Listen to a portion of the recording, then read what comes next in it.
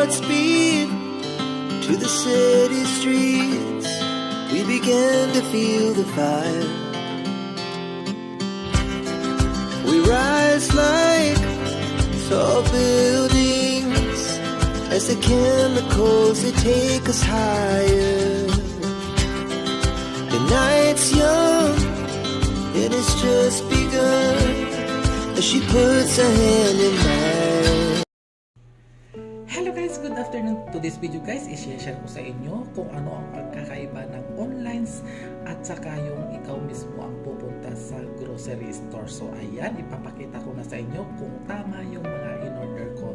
Ayan. And i-share ko na rin sa inyo kung ano ang mas maganda, ikaw ang pupunta mismo doon or dito sa online. So meron ding guys, negative at saka positive na mai-share ko sa inyo. So ayan guys, ayan tignan natin kung tama yung i-deliver nila at kung ano yung mali. Ayan, so ayan nagpa-deliver ako ng radish, pero ang tumating talong. Pinalitan nila ng talong. Hindi ako nag-order ng talong, as you can say, ayan.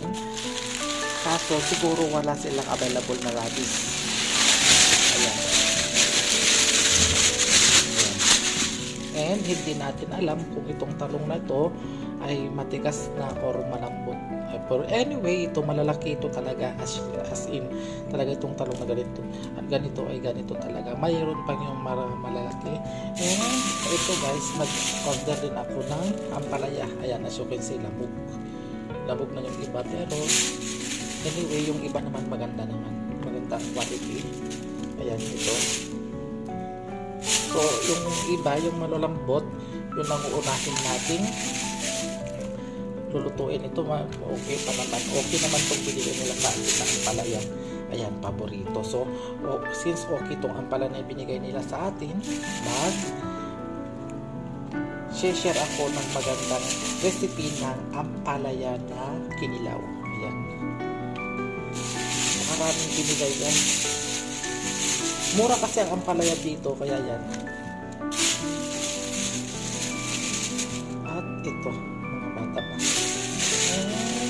Ayan, meron din akong in-order na cabbage, ang laki.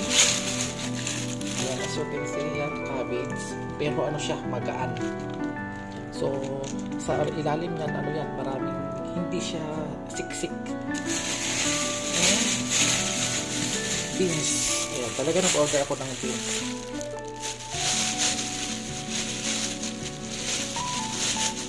Tingnan natin kung maganda yung quality. Pero napakarami. Mura kasi ngayon ang beans. Ayan. Oo. Maganda. Maganda yung quality ng beans. So, parang bagong pitas pa.